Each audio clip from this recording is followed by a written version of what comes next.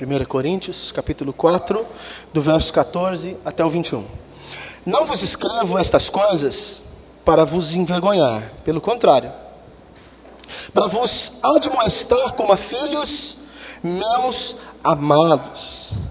Porque ainda que tivesseis milhares de preceptores em Cristo, não tereis contudo muitos pais, pois eu, pelo Evangelho, vos verei em Cristo Jesus. Admoesto-vos, portanto, a que sejais meus imitadores. Por essa causa vos mandei Timóteo, que é meu filho amado e fiel no Senhor, o qual vos lembrará os meus caminhos em Cristo Jesus, como por toda parte ensino em cada igreja. Alguns se ensoberbeceram, como se eu não tivesse de ir ter convosco, mas em breve irei visitar-vos, se o Senhor quiser. Então conhecerei não a palavra, mas o poder dos ensoberbecidos, porque o reino de Deus consiste não em palavras, mas em poder. Que preferis? Irei a vós outros com vara, ou com amor e espírito de mansidão? Até aqui.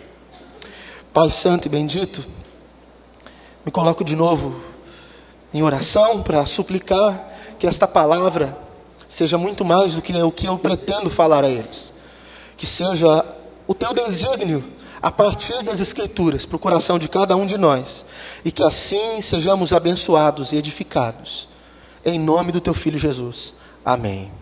Amém.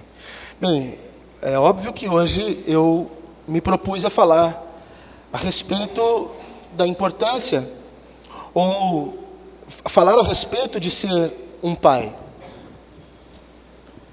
É importante que o façamos, mas eu não posso deixar todos os irmãos com a expectativa de e eu, porque nem todos são pais. Temos mães, temos jovens que não são pais e etc. Então, de qualquer maneira, o que dissermos aqui serve para todos os irmãos. Porque, como os irmãos perceberam, esse texto, imediatamente, o apóstolo Paulo está falando com os irmãos de Corinto, e ele não era pai de todo mundo lá, é óbvio, né? É notório isso. Mas ele os trata como a filhos. E ele fala assim: ainda que vieram outros antes de mim, e fizeram alguma coisa por vocês, de toda forma sou eu o pai de vocês. E ele está falando de ser um pai espiritual. E eu quero falar sobre duas coisas aqui que dá para a gente andar junto, que é a paternidade humana e a paternidade espiritual. A paternidade humana não preciso explicar para vocês, mas a paternidade espiritual é assim: quando você ganha alguma pessoa para o Senhor Jesus, quando você gera essa pessoa no reino de Deus. Eu tive muitas pessoas que, com respeito à minha vida, foram participantes para que eu viesse para o reino de Deus. Muitas pessoas trabalharam, e às vezes nem trabalhando juntas, mas muitas pessoas trabalharam para que de alguma forma eu chegasse também para o reino, né? Desde o primeiro amigo que eu já contei para vocês, que fez eu matar aula com ele, e eu achei que a gente ia fumar maconha, e a gente matou aula, e ele me levou para a igreja, né? Eu vou te apresentar um cara muito louco. E eu fui conhecer o cara muito louco, e ele estava falando de Jesus. Talvez você fale: que coisa absurda falar assim. Pois é, foi por isso que eu fui para a igreja. Então não reclama não. Foi a estratégia que ele usou, e eu fui para a igreja quadrangular ali no centro de Nova Odessa, a primeira vez. Aí depois eu tive outras oportunidades por causa de depressão. Falar: a pessoa vai para a igreja por causa de problema. Deixa ela ir para a igreja por causa de problema, né? Eu fui por causa de uma depressão que eu estava. Eu conhecia a família da Aline, mas eu não conhecia a Aline. Conhecia o Nando, conhecia o Dudu, aí conheci o Paulo, né? Conheci o Carlão, a Lauren, e eles trabalharam na minha vida para que eu fosse gerado. Então assim, eles ganharam uma pessoa para Jesus e ganharam um genro também, alguém para a família. Então, assume inteiro. Ganhou ou fui eu, né? Não sei. Pois é, assim que funcionou o negócio, né? Fui discipulado pela minha sogra, passava muitas tardes na casa dela, ela com a Bíblia aberta no Evangelho de João, explicando para mim, falando as coisas, né? Foi um processo difícil, fazendo coisa errada na igreja, os irmãos, né? O Carlão, o Cirão, puxando minha orelha lá na igreja, das coisas erradas que eu fazia, e glória a Deus pela vida dos irmãos que puxaram minha orelha. Então, se tem alguém puxando sua orelha na igreja, sinta-se privilegiado, porque tem alguém que se importa com você, e isso com certeza vai ser bênção para a tua vida. Não vou esquecer nunca mais, quando fomos num evento lá em Campinas, na Sala Nossa Terra, a banda Atos ia tocar, e chegando lá, a gente arrumou uma briga, A gente não, eu. Briga na igreja, pastor? Mas não foi culpa minha mesmo, porque eu sentei no lugar de uma moça e ela ficou brava comigo porque eu sentei no lugar dela. Eu não sabia, porque eu não sabia que crente tinha essa de marcar lugar, sabe? E eu cheguei e não tinha ninguém, eu sentei lá no fundo. E uma moça grandona assim, ela falou, mas você tá me tirando, é meu lugar, velho, não sei o quê. Eu fiquei assustado, aí veio uns outros caras junto, falei, não, tô saindo. Eu saí de lá, aí eu e o Nando, a gente foi para um lugar e de repente chegou o Eric ficou escandalizadíssimo, o olho do Eric ficou desse tamanho, porque de repente eu tirei um maço de cigarro do bolso e acendi o cigarro. Como assim? O que é isso, velho? Você vai fumar? Não sei o que. Aí o Nando começou a dar risada e falou assim, não, calma, ele não é crente, ele está chegando agora. Né? E o pessoal, todo aquele processo, aquela paciência comigo, eu saindo da igreja com maço de cigarro na meia, tirava, ia para a balada. Quantos meses foi isso? E o povo com aquele cuidado, gerando, aquela gestação espiritual. Eu era magro, então era mais fácil. Se fosse para gerar desse tamanho era triste, né? Me gerando. Se vocês procurarem no meu Facebook, eu não recomendo que vocês o façam, mas alguém, de uma forma muito criminosa, colocou foto minha daquela época. Da época que eu me batizei, estava eu e a Mariana na foto. A Aline fala que eu era orelha e dente. Sério, imagina que hoje eu estou com 109 quilos. Eu pesava 65. É quase o dobro. Você parou para pensar isso? Tem um outro Fábio em mim, mas tem mesmo. Esse criado em Cristo Jesus. É um outro Fábio, né? Mas tem todo o processo, e essas pessoas fizeram parte da minha conversão, dessa gestação espiritual. Todas essas pessoas e tantas outras que eu seria injusto de começar a querer citar, porque eu esqueceria muitas pessoas, e fazem parte da minha vida. E você deve fazer parte da vida de alguém. Nós estamos no mês 8 de 2015, e eu faço a pergunta, quantas pessoas você trouxe para o reino de Deus esse ano? Fala, não, mas esse ano ainda não acabou, pastor. Mas e o ano passado? E o outro que passou? E nos 5 anos que se passaram, quantas pessoas você trouxe para o reino? Quantas pessoas você ajudou a que saísse do reino das trevas e viesse para o reino do Filho do amor de Deus, né? Então essa palavra serve para você que é ou deseja ser um pai espiritual, uma mãe espiritual, mas especificamente também serve para os pais. Você que não é pai ainda, jovem, você será pai em nome de Jesus? Preste atenção, porque eu quero falar a respeito das atitudes de um pai que ama.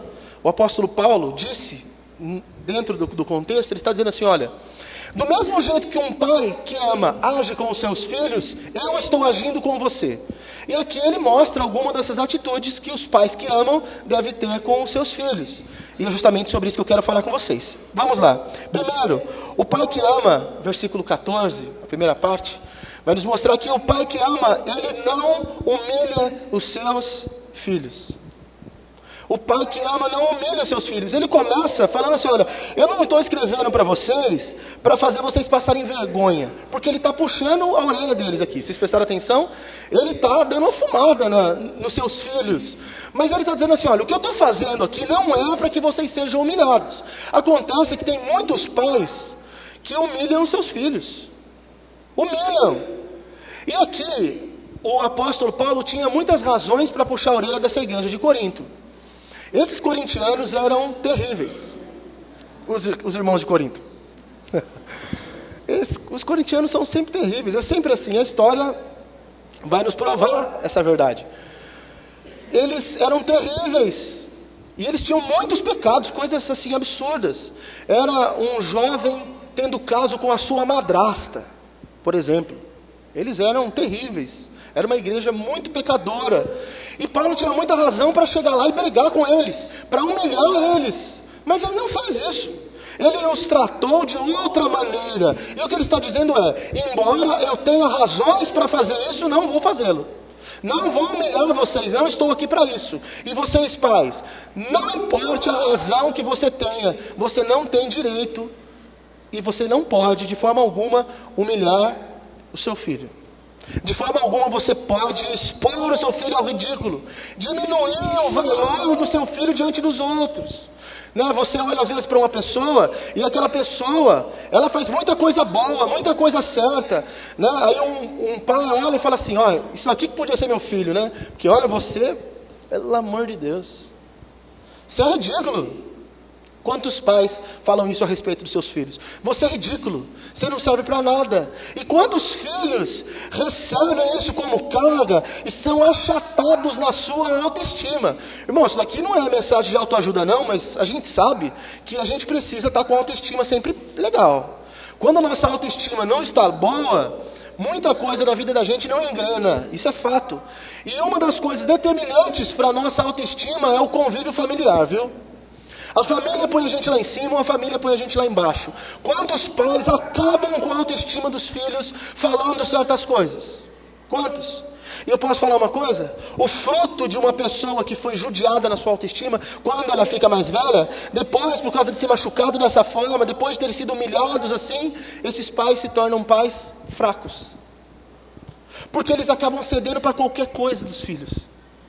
Porque eles sentiram na pele um jugo, um peso, uma força que eles não queriam. Então quando chega a vez deles de ser pais, eu converso com muita gente que fala isso. Eu não vou ser pai como meu pai foi pai para mim. Não vou fazer com os meus filhos, não vou replicar nos meus filhos o que o meu pai fez para mim. Aí ele quer sair de um polo e ir para o outro, isso é um problema. Porque ele não vai humilhar, mas ele vai largar a mão. Vai deixar fazer o que quiser. Aí também dá errado, irmãos. Então, a primeira característica, a primeira atitude de um pai que ama, demonstrada aqui pelo apóstolo Paulo, é justamente não humilhar os filhos. Vou dar mais tempo agora para a segunda parte aqui desse versículo 14, que fala assim: eu não escrevo essas coisas para que vocês se envergonhem, pelo contrário, para admoestar como filhos, ou como a filhos, meus amados.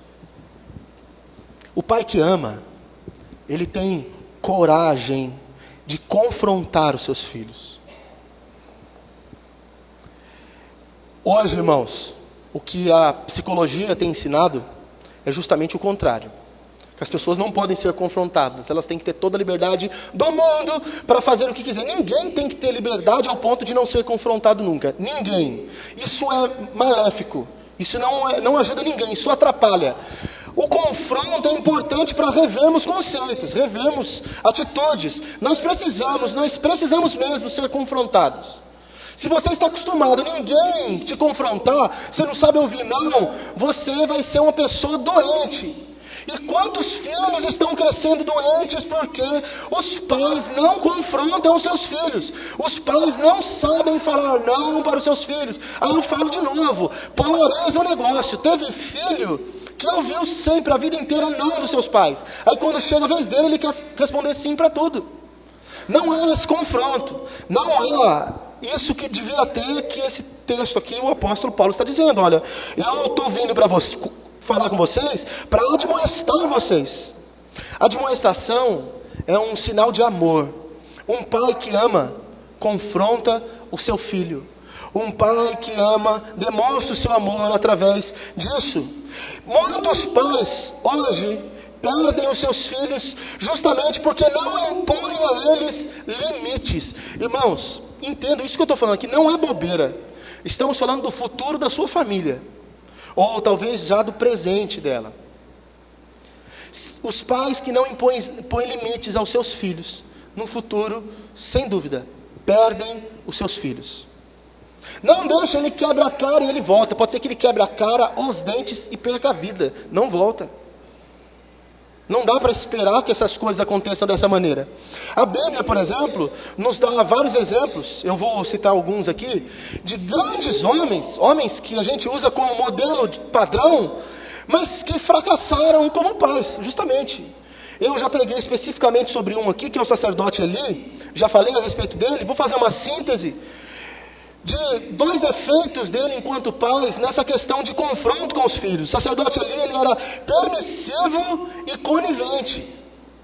Permissivo e conivente. Um pai não pode ser permissivo e conivente. Por que ele era permissivo? Porque ele via os filhos dele pecando, fazendo tudo o que faziam contra Deus. Você se lembra da história de Eli e seus dois filhos?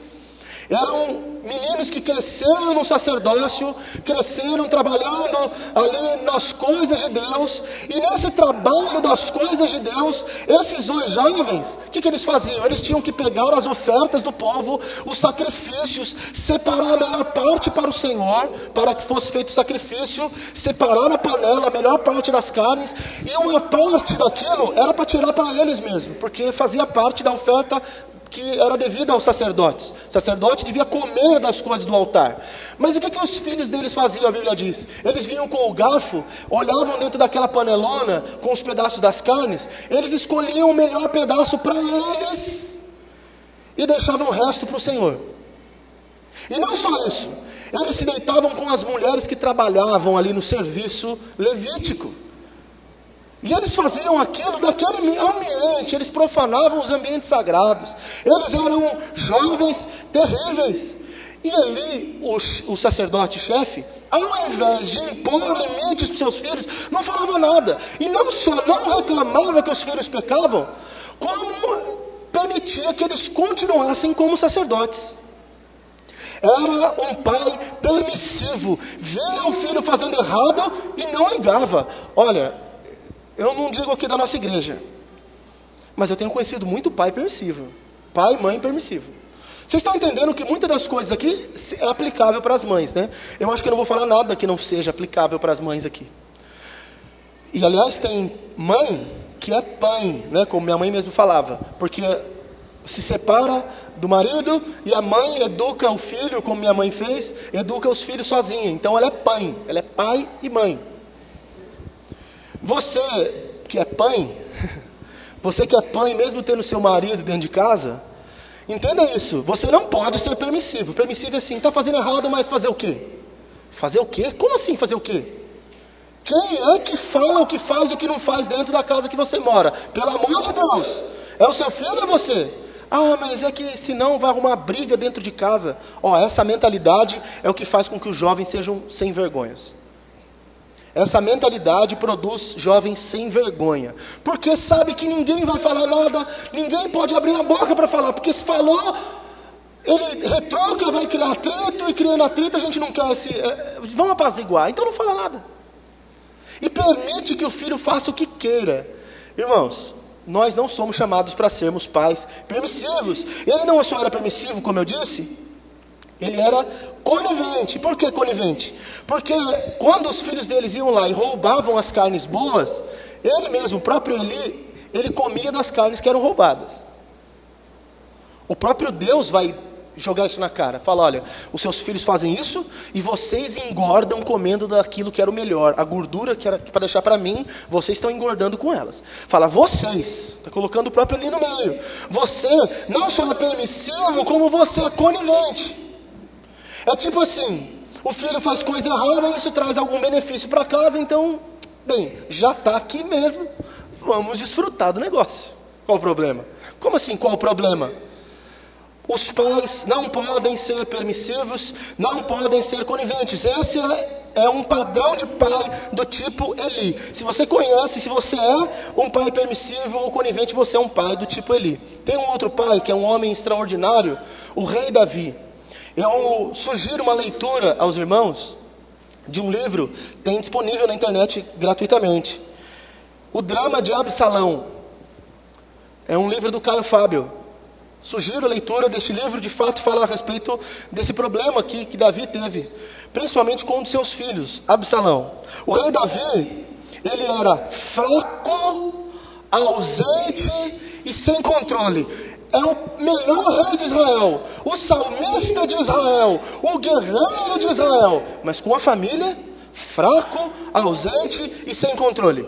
A casa dele foi uma das mais bagunçadas que teve na Bíblia. Leia a história de Davi, a casa dele foi uma das mais bagunçadas. Talvez você só se lembre de Salomão como filho de Davi, mas na história de Davi mostra que ele foi fraco, porque ele tinha um filho chamado Amnon, com uma mulher, e uma filha com uma outra chamada Tamar. Esse Amnon ficou apaixonado pela sua irmã, ficou doente por causa dela. E um dia o seu primo veio falar com ele, falou assim, cara, você está até emagrecendo, o que está acontecendo com você? Aí ele falou assim, eu tô assim porque eu tô apaixonado, eu não consigo dormir mais, eu não como, eu fico só pensando na minha irmã, e só que ela não dá brecha para mim, eu quero alguma coisa com ela. Olha isso, eu quero. E esse primo fala assim, cara, me perdoe o termo, para vocês entenderem melhor. Dá um migué e finge que você está doente. Se finge de doente, fala para o teu pai, olha que jogada, olha que somebody love. Fala para o teu pai, pai, eu estou doente e eu quero comer a comida que a minha irmã faz. Pede para ela vir aqui na minha casa fazer uma comida para mim. O próprio pai ajuda com que a filha seja estuprada. Amnon, filho de Davi, estuprou Tamar, filha de Davi. Um irmão estuprando a irmã. Davi, a Bíblia fala, ficou louco de raiva. Mas só isso, passou. Ficou louco de raiva, mas não aconteceu nada. Os versículos seguintes, 1 ou 2 versículos seguintes, vai falar, passado 2 anos, ou seja, fez nada. Ficou louco de raiva, estuprou a minha filha. Mas acabou, morreu a história. Homem fraco. Não tinha pulso para lidar com as questões dentro de casa, com os problemas, com as dificuldades. Que é isso? Não é uma coisa qualquer. Não é que deixou de pagar conta na internet. Um irmão estuprou a irmã. Como assim? Não é porque ele tirou nota vermelha na escola? É uma coisa gravíssima. O que acontece? Essa Tamar tinha um irmão. E esse irmão era filho da mesma mãe que Tamar, Absalão. Absalão era sangue no olho. Não tinha brincadeira com ele. Ele ficou louco de raiva e ele passou a odiar o irmão todos os dias de sua vida. Passado 2 anos, ele estava esperando o momento certo, o que ele ia fazer para matar o próprio irmão, por causa do que ele fez com a irmã. E ele tramou um esquema também e chamou o pai para ajudar, sem o pai saber de novo. Pai, vamos fazer uma festa, vamos fazer um jantar, eu gostaria muito que todos os irmãos estivessem presentes, mas eu quero principalmente que Amnon esteja aqui. Davi até chega a perguntar, mas por que você quer que ele esteja aqui? Porque eu quero a família reunida. Aí Davi, fraco, nossa, que carinho, até ontem odiava o irmão, agora quer se unir ao irmão. Uau! E ele promove essa festa. Ele enche a cabeça de Amnon de vinho, olha que o irmão está bêbado, ele vai para cima e mata o irmão. Mata o irmão. Davi chora, fica terrivelmente amargurado. Absalão vai embora. Foge. Vai embora. Só que Davi tinha Absalão como um dos seus, talvez o seu filho preferido. E ele fica triste com a morte de Amnon, mas ele fica mais triste porque Absalão vai embora. E ele começa a mandar pessoas na casa de Absalão para falar, volta filho, sinta a sua falta aqui. E ele não fez nada. O irmão matou o outro, ele não fez nada, era um pai fraco. E quantos pais fracos nós temos? Quantas pessoas fazem o que querem, dentro e rola na família e o pai não faz nada. Ele olha e assiste. Aí ele fala, eu estou orando. Você está orando, irmão? Tem coisa que você tem que orar, tem coisa que tem que fazer, pelo amor de Deus. Davi estava fazendo o quê? Salmo. Parabéns, Davi. Parabéns. Deixou um grande exemplo de como não fazermos. O que adianta ser o cara mais espiritual? O que adianta você fazer todos os salmos, ser o melhor rei de Israel e a tua casa destruída? Essa é a história de Davi. Absalão volta. A tanto pedido do pai. Absalão volta, fica 4 anos tramando a morte do próprio pai, debaixo da barba do pai. Absalão volta e arma uma conspiração contra Davi. 4 anos, durante 4 anos ele trama isso. 4 anos após a sua volta, Davi tem que fugir de casa, porque o filho o jurou de morte. Ele vai embora de casa, e ele não faz nada. Peraí, nós estamos falando de Davi, o cara que derrubou um gigante com uma pedrada. Nós estamos falando daquele que as mulheres cantavam, Saul matou 1.000, Davi matou 10.000. Não estamos falando de qualquer homem, estamos falando de Davi. O filho dele fala, aqui quem manda sou eu. O pai pega as malas e vai embora. Homem fraco, homem sem pulso, ausente, a família fazendo o que queria e ele simplesmente deixando. Os filhos fazem o que querem. Um estupra o irmão, o outro mata o irmão, aí o outro se insurge contra ele. E ele foge, vai embora, fica um tempo. Aí o pessoal do exército dele fica louco. Não, que isso, não vamos deixar isso acontecer com Davi. Vamos matar Absalão. Em outras palavras, Davi falou assim: quem matar meu filho eu mato. Não faz nada. E ele fica fugindo de um lugar para o outro. Vocês conhecem muita história. Davi tem que ir para um lugar, fingir que está louco. Vai para uma caverna, encontra um monte de nego endividado. Só padrão, pastor Fábio, só nego estranho. Vai encontrando gente nesse nível assim, sem ISO. Sem isso, só gente estranha no ninho. E monta um exército e tudo mais. E depois de um tempo, o que acontece? Há uma batalha. O exército de Davi contra Absalão, e Absalão morre, uma morte muito trágica, cena de filme. Ele está fugindo a cavalo, devia ser um guerreiro forte desses de filme, tá, fugindo no cavalo, cabeludo, e diz a Bíblia que o seu cabelo se prende num galho de uma árvore, ele fica pendurado pelo cabelo. O general do exército mete 3 flechadas no seu peito, vem outros soldados e matam ele, picotam ele, jogam ele numa vala e jogam pedra por cima. Depois alguém vem falar para Davi: Davi, seu filho morreu, Davi. Pronto, agora acabou o problema de Israel. A sua casa está protegida, o reino está protegido, todo o povo está em segurança. Davi chora, senta e chora. Fala: por que Deus não me levou no lugar do meu filho? E o povo começa a conspirar e falar: como assim? Davi ama mais ele que queria destruir a gente do que a gente que está do lado dele. Ninguém queria andar mais com Davi, porque era um homem fraco, um homem omisso da sua casa, um homem que não impunha limites para a sua família, não tinha controle das coisas dentro da sua casa. Ele controlava o reino de Israel, o exército de Israel, e não controlava a própria casa. Irmão, eu faço um pedido a vocês: se o que você faz na igreja atrapalhar a sua vida com a sua família, para de fazer o que você faz na igreja. Amém? Posso ouvir amém aqui dos irmãos? Amém? É duro isso que eu estou falando? Eu só estou falando o que a maioria dos pastores não vai falar. Porque a maioria dos pastores vai falar assim, ó: deixa que a sua família, Deus cuida. A sua família é seu ministério principal, crente, pelo amor de Deus. Se a tua família estiver sendo destruída em detrimento do seu ministério, esse seu ministério não é bênção na sua vida.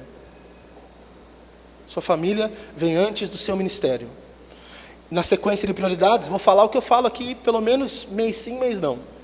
Deus, sua família, aí depois vem igreja, trabalho, essas coisas.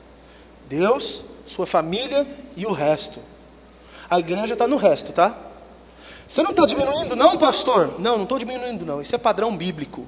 É isso que Deus espera que nós vivamos. E se nós cuidássemos da nossa família, a igreja não precisaria agir na sociedade como precisa.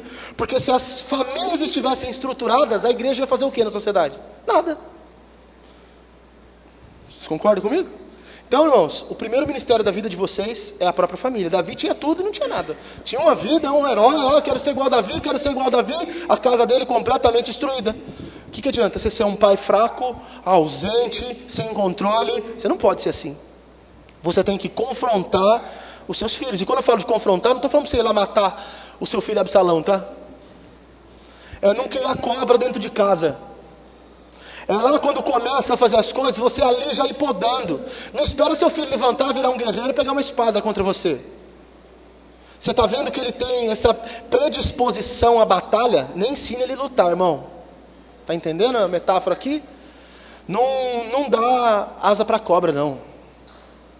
Corta. Ensina a criança no caminho que deve andar. Trabalha na vida do seu filho enquanto pequeno, porque depois você não vai ter muito o que fazer. Bem, versículo 15 diz assim: porque ainda que tivesses milhares de preceptores em Cristo, não terias contudo muitos pais, pois eu, pelo Evangelho, vos gerei em Cristo Jesus. Pai que ama é aquele que gera os seus filhos no coração. Não apenas aqueles que ajudam com que uma criança venha ao mundo, não é apenas o pai biológico. Quando a Bíblia fala de pai, a Bíblia não está falando só daquele que é o pai biológico. E aqui é maravilhoso, porque tanto o pai adotivo, quanto os pais espirituais podem entrar quando a Bíblia fala a respeito de pai. Você pode ser pai biológico e pode não ser um pai que gerou o seu filho no teu coração. Um pai que gera um filho no coração, a vida dele está inclinada a favorecer o seu filho, até que ele morra. Não é um pai que espera que o filho faça por ele, é um pai que faz pelo filho. É o pai quem acumula as coisas para os filhos, não os filhos para os pais. Ah, mas se eu acumular para o meu filho, ele vai torrar tudo, vai acabar com tudo, só vai fazer isso se você não educar ele.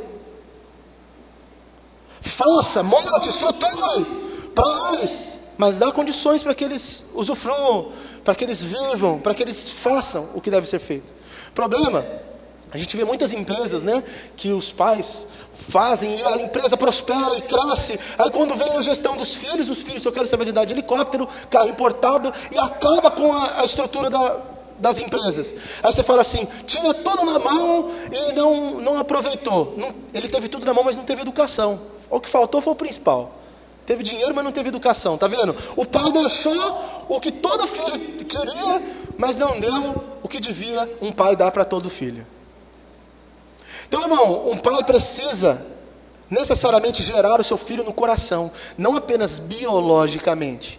Se um pai gera o seu filho no coração, pode ser adotivo, pode ser de qualquer outra coisa, tem que gerar no coração, e se fizer isso, ele vai carregar os filhos no coração como salmo. E aqui eu quero propor uma nova forma de você interpretar um salmo. O salmo que diz que os pais, né, ele é como um guerreiro que enche a sua aljava de flechas e carrega a sua aljava com as suas flechas, não é verdade? E ele usa essas flechas e atira, e essa flecha vai no lugar certeiro. Um pai que gera o seu filho no coração, ou seja, que põe o seu filho na sua aljava, ele carrega essa aljava, essa flecha para onde ele for, e no momento certo ele vai enviar essa flecha de tal maneira que essa flecha atinja o alvo. Quantos filhos não atingem o alvo, e em quantas vezes a culpa é dos pais?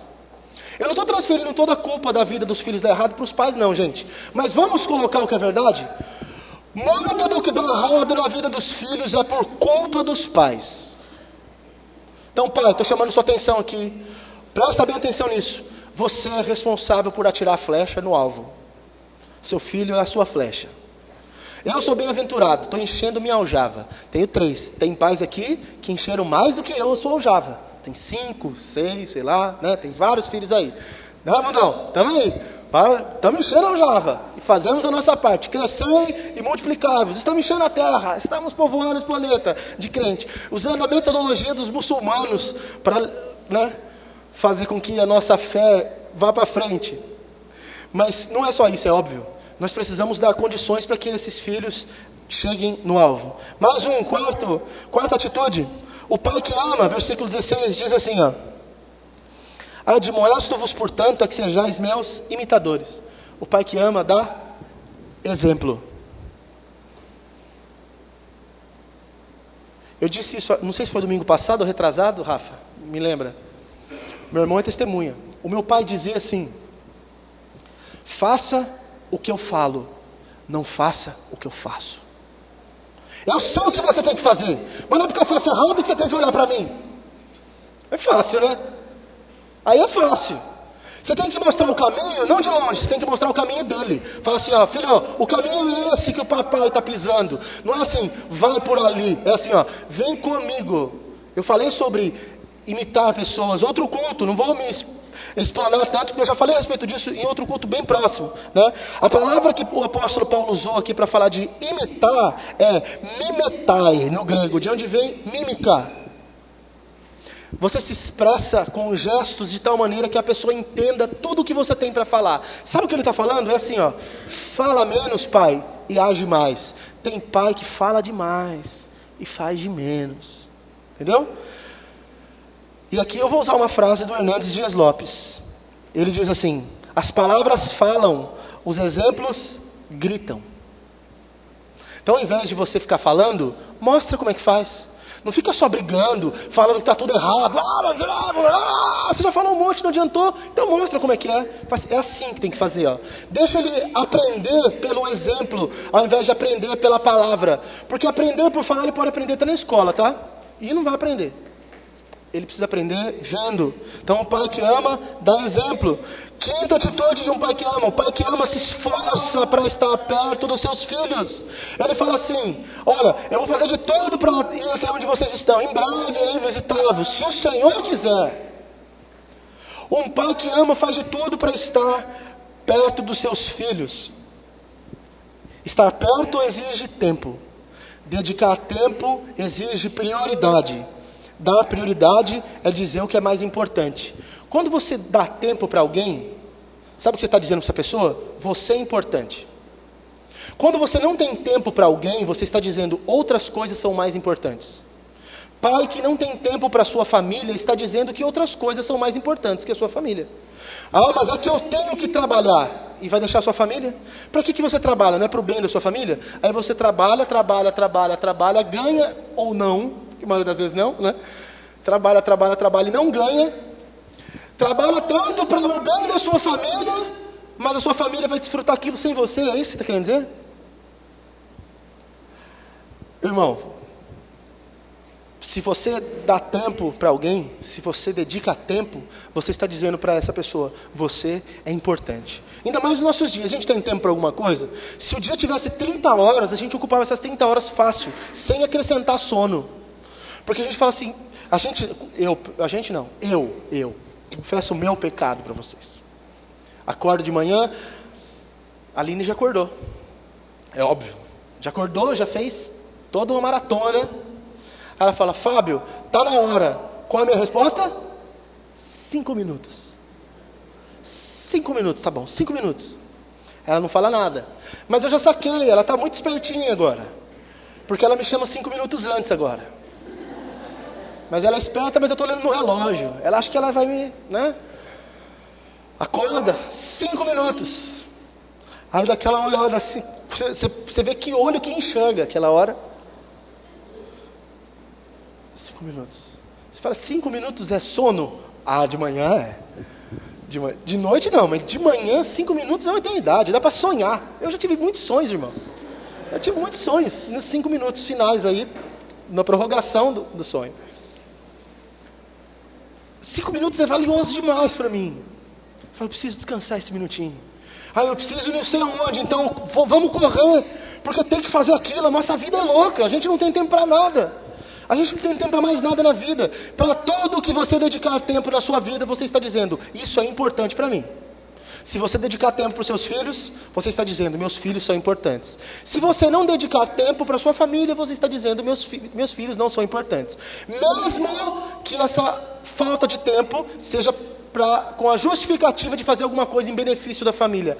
Entenda, não tem nada que você faça pelos seus filhos, não tem presente que substitua você estar presente. Não tem nada que você dê para a sua família que seja tão importante quanto você.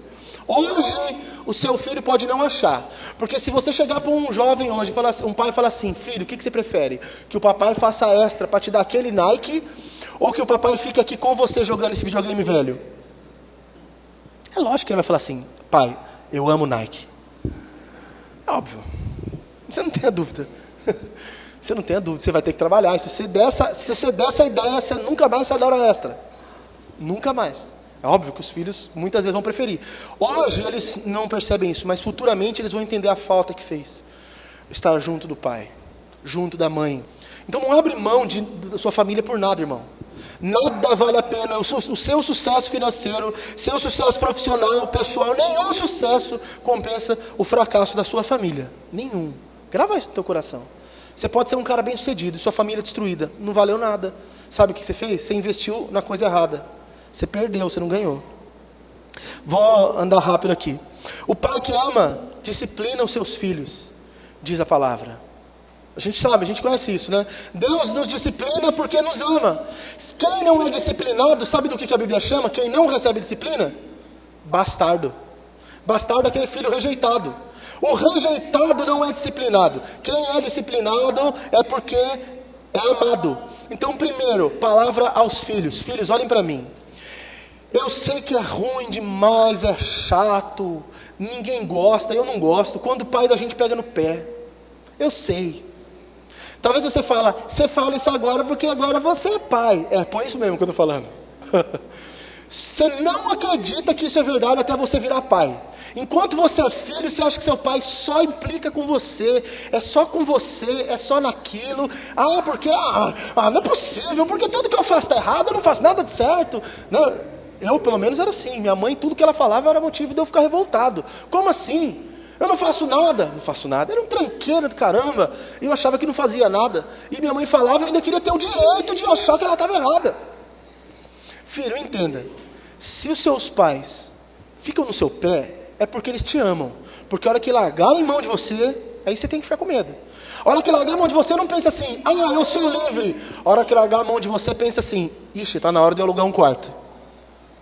Vou embora daqui, porque aqui eu não sou tão bem-vindo mais não. Então, quando seu pai, sua mãe pegar no seu pé, fica bravo na hora, que é normal, mas depois põe a cabeça no lugar e entenda que é por amor. E pai, não deixe de disciplinar o seu filho por nada. Não pense, por quê? Olha que Hebreus 12, 11 diz, a disciplina no momento é motivo de tristeza, mas depois produz fruto pacífico de justiça. Quando você disciplina o seu filho, na hora ele não gosta, mas isso vai ser bom para ele no futuro. O pai que fustiga o seu filho com a vara, está afugentando a alma dele do inferno. Pai, você acha que tem que ser liberal com seu filho? Acha que tem que deixar seu filho fazer qualquer coisa? Você está prejudicando o seu filho, você não está ajudando o seu filho. Você precisa discipliná-lo quando necessário. E eu preciso falar algo aqui que é muito importante. Eu presencio isso em algumas casas que eu vou, de irmãos da nossa igreja. Vai na casa, a mãe fala assim, não! Vira as costas, o pai fala, pode. O pai fala assim, pode. Quem é o bonzinho da história? O pai é o herói. O pai é o herói. E a mãe? A mãe é a chata que está o tempo inteiro cobrando, está o tempo inteiro no pé, está o dia inteiro ali, não pode, não faz isso. É assim, eu sei como é que funciona. Eu sei, irmãos. A mãe fica assim, não faz isso que seu pai não gosta. Não faz isso. Aí o pai chega. Papai, posso fazer? Pode. Como assim? Em outra situação, se a criança não pergunta e está fazendo, aí o pai ainda vai na mãe e fala assim, por que você está deixando fazer? Mas da outra vez que veio pedir, você deixou? Por que agora não pode? É bipolar. Homem é bipolar nesse negócio. Isso acontece, mas eu sei que isso também o inverso também é verdadeiro. Mas na maioria das vezes, o homem faz mais isso. Por que o homem faz isso? Se você não assistiu, assista uma mensagem do pastor, como que chama aquele que é engraçado lá? Cláudio Duarte. É a caixa do nada do homem. Tem horas que as pessoas falam, o homem não está ali. O corpo está, os olhos estão, ele tem o poder de responder, mas a mente dele não está ali. Então a criança falou que vai pôr fogo na casa, ele fala, pode. Ele não ouviu, é apelar. Mãe, seja sábia. Meu marido chegou em casa, não deixa as crianças chegarem naquele momento para pedir nada. Ou elas vão morrer, porque ele pode estar estressado, ou ele vai deixar ela fazer qualquer coisa, porque naquele momento a cabeça dele não está ali. Se você for sábia, esposa, isso é uma tática para as irmãs. Não deixa a criança chegar naquele momento, e nem você, irmã. Por favor, nós temos um amigo em particular lá na firma, o Adriano vai lembrar de que eu estou falando. Ele vive reclamando que ele chega em casa, sabe o que ele fala? Sabe o que eu quero quando eu chego em casa? 15 minutos de silêncio, só isso, não quero mais nada. Mas a minha esposa, a hora que ela abre a porta de casa, ela começa, porque fulano fez isso, porque fulano fez aquilo, porque fulano fez aquilo. Ele fecha a porta, vira as costas e vai embora. Se fosse 15 minutos depois, ele aguentaria tudo. Na caixa do nada, mas aguentaria. Mas naquele momento não dá. Então, irmã, você já sabe nesse sentido também. Não chega despejando. Aquele momento é um momento de perturbação mental. É quase que uma possessão, só que não é demoníaca, é uma possessão do nada na vida do homem, que o homem é muito inútil para muitas coisas, e a gente é um problema, eu tenho que confessar isso. Aí, é um problema entre o casal, que a esposa fala não, porque ela tem que ser a rígida, ela tem que ser aquela que põe ordem na casa, e o marido deixa tudo. Aí a criança faz, e ainda ri da sua cara. Eu falei com muita seriedade para minha filha ontem, o Nando estava presente, ela estava tocando a campainha da casa da bisa dela, e eu falei, Mira, com a minha seriedade, que os irmãos me conhecem, como eu sou sério com as minhas filhas. Se você continuar fazendo isso, eu vou tirar as suas orelhas e vou dar para você comer. Sério? E antes, uns 5 minutos antes, eu tinha falado para a Mirella, se você continuar, eu vou tirar suas 2 pernas e vou bater em você com elas. Nossa, pastor, que agressividade. Isso é um fatality. Só os mais antigos vão se lembrar do que eu estou falando. Isso é brutality, não é nem fatality. Isso é só os antigos. Isso não sai da minha cabeça. Marcou a minha vida. E eu falei isso para a Mirella. Aí ela olhou e falou assim, você não vai tirar a orelha dela, você não tirou nem minha perna? Não foi? Aí ela subiu e falou, tira a minha perna, bate em mim com ela. E ficou ainda me... Se você não... Vocês entenderam que tudo aqui é uma brincadeira, né? Eu não ia fazer aquilo, eu não ia tirar a orelha da minha filha e dar para ela. Até porque a Aline já deu a ideia de se tirar a orelha, dar para o cachorro, não para ela. O cachorro economiza na ração. Um pai que ama... Vou tomar água para vocês se recompor.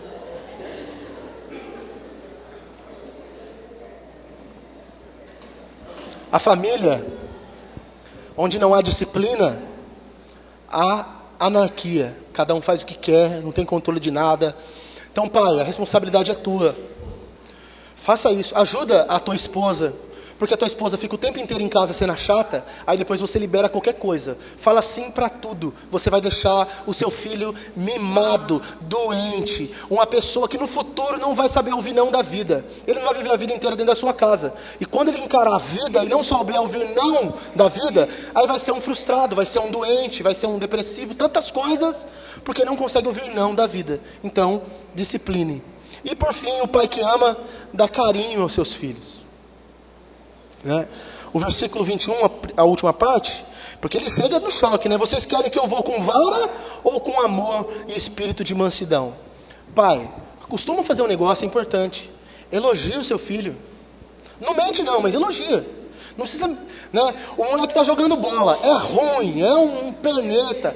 Aí fala, e aí pai, tá jogando muito. Nossa, Neymar. Não precisa mentir. Não põe essa expectativa, ele vai querer ser jogador, não vai conseguir ser, vai ficar frustrado. Né? Pai, eu jogo bem. Você fala, nossa, o cara até caiu no campo. Você não falou nada, muda assunto, né? Sai um pouco. Mas elogie o seu filho, isso é importante. Duvido que seus filhos não tenham nenhuma qualidade. Duvido. Tem filho que é estranho, tem filho que dá trabalho, eu sei disso. Mas elogie o seu filho. Elogia. O elogio é bom. O elogio é bom para a gente precisa ser elogiado. A gente precisa ser elogiado. E dos pais é um apoio muito importante. Tem um rapaz que trabalha na nossa empresa que ele fala que ele não tem nenhum apoio dos pais para nada. Nunca o pai dele deu um elogio, nunca falou nada de bem dele. Sempre falando assim, seu irmão é melhor do que você, e não sei o que, sabe? Comparando um com o outro. É lógico, se você tem mais de um filho, tem um que é mais estudioso do que o outro, tem um que é mais tranqueira, né? Tem outro que quer pôr fogo na casa escondido, tem outro que põe na sua cara. Cada um faz as coisas diferente do outro. Você não tem como comparar. Não fica falando, porque seu irmão faz isso, você não faz. Meu irmão não sou eu. Não compara um com o outro, não cria isso. Sabe o que você vai criar? Inimizade entre os irmãos. Ao invés disso, elogia, apoia, incentiva, coloca para frente, né? Não abaixa, não amaceta a autoestima dele, ajuda, não precisa mentir, fala a verdade, mas age com esse carinho necessário, né? Não faz essa comparação, é muito triste isso daí. Os pais precisam aprender a colocar os filhos no colo e ministrar afeto no coração do filho. É triste a casa que um pai não pode dar um beijo no filho. O filho não sabe reagir ao carinho. Não sabe reagir ao carinho. Ele reage a presentes e não a afeto entre pessoas. Tem muita casa assim, irmãos. Nós precisamos voltar a essa prática, né? De pega no colo, abraça, beija, brinca. Se interessa pelos assuntos, vai crescendo. É assim, é criança. Os assuntos só são aqueles que você já sabe. É o assunto da Dora Aventureira, só essas coisinhas, você já sabe. Peppa Pig, você conhece todos os capítulos. Eu sou Papai Pig lá em casa, sou gordo, se eu fico brincando, eu fico mais rosadinho. Sou Papai Pig em casa, as crianças acham que não pulam em cima de mim? Como se estivesse pulando na lama? Pula, irmãos, eu sou Papai Pig. Mas quando vai crescer um pouquinho mais, encosta, conversa. Se interesse pelo assunto, saiba o que seu filho está fazendo. Outro dia um pai falou para mim assim, falaram para mim sobre uma coisa a respeito do meu filho, eu não acreditei, entrei escondido no Facebook dele e descobri quem é meu filho.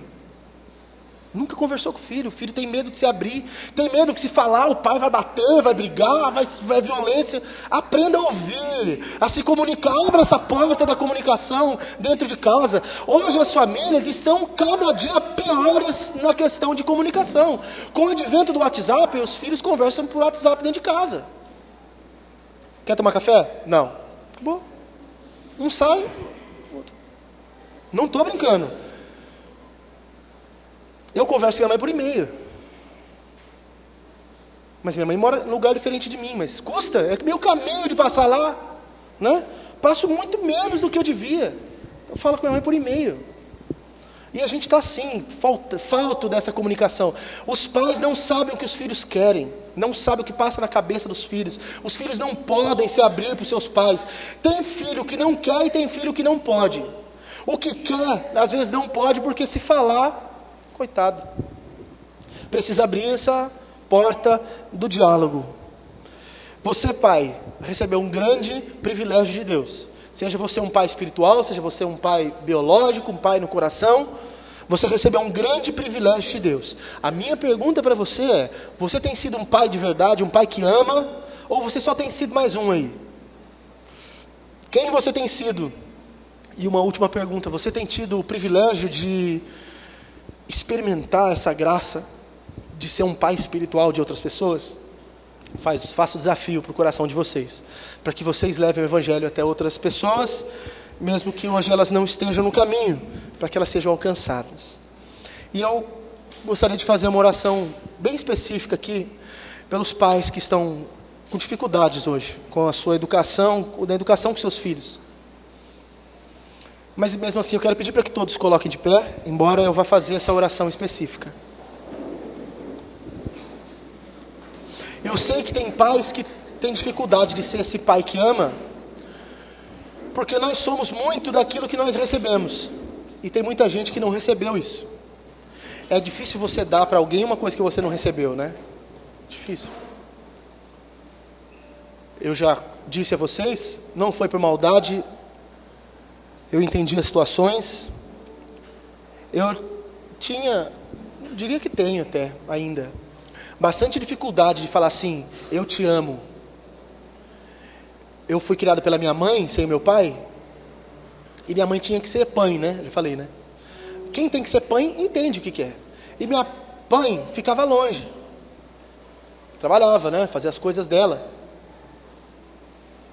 E a gente foi criado pelas tias, pela avó. A referência de família era a tia e a avó.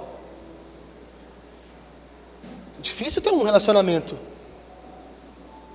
Hoje, com a minha família, é difícil ter um relacionamento assim. Porque a gente tem relacionamento com tia. Foi uma situação. A vida levou a gente a ser assim. E hoje eu sou muito do reflexo daquilo que aconteceu no meu passado, né? Por outro lado, não expondo, mas tomando a liberdade, a família da Rô, que está aqui, minha prima, né? Passou por muitas dificuldades também. Passou por muito mais do que a gente. Muito mais, né? Muito em breve ela vai dar um testemunho dela aí. Vai escrevendo para chegar aqui na frente, né? Passou por muita dificuldade. Mas são poucas as famílias que a gente vê os filhos tão próximos assim da mãe, né? Abraçando, querendo. São poucas as famílias que a gente vê isso. Mesmo tendo que ser pai, né? E você vê que eles são amorosos. Isso é reflexo também do que eles receberam. Então, às vezes você tem dificuldade, igual eu tenho dificuldade. É uma luta constante para demonstrar o que eu sinto para as minhas filhas. É uma luta que eu tenho. Eu sei que tem pai que tem essa dificuldade, porque não recebeu. Ou você que é jovem, hoje também não está recebendo, talvez você possivelmente possa ter essa dificuldade no futuro. Mas por que a gente não ora juntos? Eu com a minha dificuldade, vocês com a de vocês. A gente não ora junto e fala, Deus, me dá graça para eu ser um bom pai, né? Me dá graça para eu ser um pai desse que ama, que põe o filho para frente, que faz o filho ser o que nós não fomos. Ou mais do que nós pudemos ser até agora. que nós sejamos pais que amam, como Paulo foi aqui para a igreja de Corinto. Nós vamos orar, pedindo essa graça. Nosso Deus, humildemente, como um dos necessitados desta graça, eu peço, Senhor, que o Teu Espírito nos dê a condição de sermos o Pai que o Senhor espera que sejamos, para que amemos os nossos filhos. Deus Santo, dá-nos essa graça, dá-nos essa condição de sermos esse Pai. Que as nossas fraquezas não nos limite, que venhamos romper essas fraquezas, ultrapassar todas as barreiras, tudo aquilo que é um muro para nós, que ultrapassemos esses muros, e sejamos completamente entregues e envolvidos pelo amor, que a nossa casa experimente um tempo de amor, não mais um tempo de guerra, aonde hoje há um lar com destruição, um lar com desunião, que não seja mais assim, em nome de Jesus, que nesse lugar seja um esconderijo, um lugar para onde as pessoas querem fugir do mundo, ir para dentro de casa, que os filhos tenham prazer de estar com os pais com os filhos, que assim sejam com os cônjuges, que o lar de fato seja um lugar de amor, como é o projeto do Senhor, para que experimentemos a bênção, conforme está em Malaquias. Que o Teu Espírito nos dê essa graça, porque o Teu Espírito converte o coração dos pais aos filhos, e dos filhos aos pais. Abençoa-nos com esta graça bendita. Aos filhos, dá-lhes paciência, dá-lhes, Senhor, entendimento das situações, para que eles não apenas aceitem as coisas erradas dos seus pais, mas para que esses filhos já sejam bênção. Ajude na transformação dos pais que hoje têm dificuldade. Abençoa, Pai, em nome de Jesus, e que nós vejamos famílias fortalecidas, pais referência, filhos sendo tratados como devem ser tratados, amados, respeitados, corrigidos, para que possam ir para frente e levar adiante esse mesmo modelo de pai. Em nome de Jesus, abençoe os meus irmãos, eu te peço. Amém. Amém.